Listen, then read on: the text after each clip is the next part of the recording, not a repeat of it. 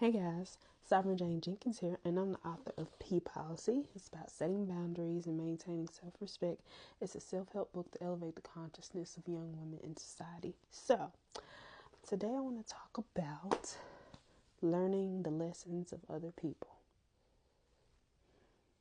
And what I mean by that is that sometimes you have to be nosy. And when I say nosy, you have to be able to listen and learn.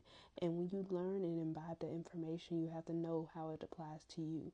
And once you take it and apply it to your life, you learn that you have peace and you have tranquility, and you know how to keep that peace and tranquility because you know what you will and will not accept for your personal life. Now, I grew up seeing a lot of dynamics, familiar-wise, in my family, and I realized that some things I did not want to repeat. Some cycles I wanted to stop there. So I identified those cycles, and I made sure my life aligned with the things that I wanted to stop. That means that a lot of the foolishness and the lessons that were learned, it often involved cheating, and it often involved being in a situation where that you get caught up. You know, people nowadays treat dating like it's so laissez-faire, but it's not. It's very serious. It's very serious business. So I know not to keep certain things on my phone, like situationships, men just hanging around, men that want to date, men who are friends who call themselves wanting benefits. I don't play that. If I have a male friend, he's a male friend. He's staying in that category because I've seen how bad and how quickly that could go wrong. And I try to always keep my morals, values, and principles in the front center of my sight because I know that if I lose sight and anything can happen and I'm liable for that situation to blow up in my face. And the thing is, nobody told me how bad a breakup hurts. Nobody said nothing. And my sibling was like, yeah, you're going to be subject to it one way or another. So, yeah, it's your turn.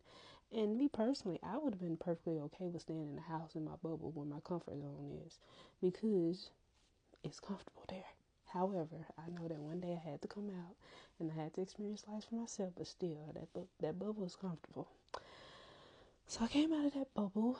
I learned some valuable lessons and lessons that I could not have gotten from word of mouth or from stories. It's lessons that only you can go through personal experience and seeing for yourself and living in real, living color in real life. Those are the most valuable and most upfront in your face principles that you've ever received. And I thought that I learned a lot from my mother, which I did. I did learn a lot from my mother. Because my mother dealt with cheating. She dealt with things unbeknownst to her. Like her siblings would find out first about something and they'll warn her and tell her not to let her husband do certain things. Like, oh, don't let him go down to New Orleans by himself. Or you need to pay attention to this. Or don't let him go over that person's house by himself. You need to pay more attention to your spouse. See, the thing is, you can't control nobody else. Only person you can control is yourself. So that makes dating so much more harder because you're taking a gamble. It's not just, oh, I think I'm gonna date this person. Oh, this person is nice. It's no. Does this person fit my future? Is this person safe? Does this person give me peace, give me clarity, give me every reason to believe in that he is true to me and that he's going to stick around after he even gets a hold of my body? Does this person bring me eternal peace? That is the question. If not, what are we even talking about? Why we what is a situationship? If it don't stand up in court, it doesn't exist. So no, I don't believe in situationships. And neither did my mom. Like, my mom was very adamant about having real and raw and relevant relationships. Yes, so at the end of the day, relationships are very serious. They're very serious business.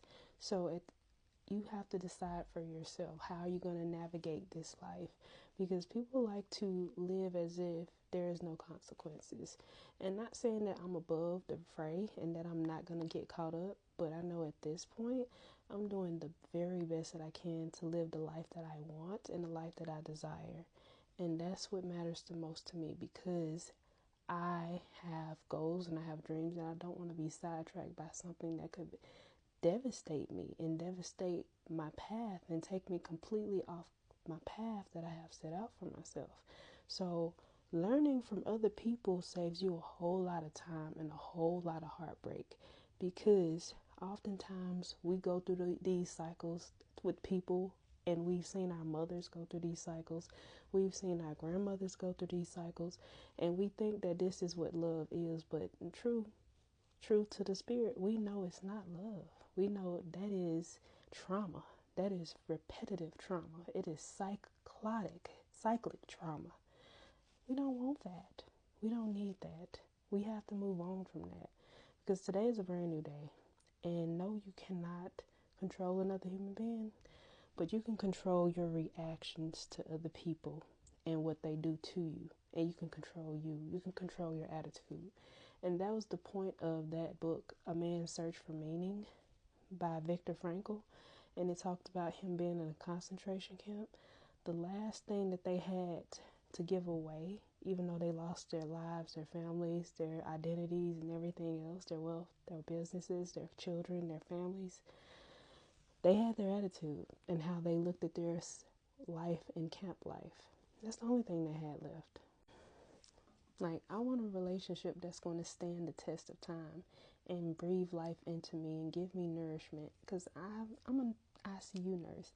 I see guys stick by their wives when they don't have a stitch of hair on their heads. I see guys wait on their wives hand and foot, and vice versa for their women. Like, their husbands stick by them, and the husbands are there through everything, through the chemo, through the bad news, the good news, the x-rays, the MRIs, all of these things. I see wives stick by their husbands. And unfortunately, I also see girlfriends pop up when their husbands are sick. So, again, it's up to you to choose. Like, you cannot control somebody else, but you can control how you react to what somebody does to you.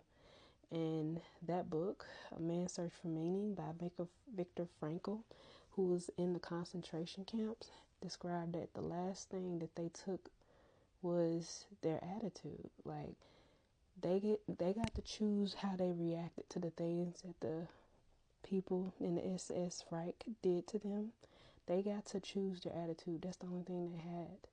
That's the only thing they had left. And camp life was devastating. It was hard. And I couldn't imagine living in a situation with that kind of pressure. So I know if they can handle that the way that they did, that I can handle any type of relationship or any friendship or anything that goes south. I can handle it to the best of my ability and handle it with grace and maturity.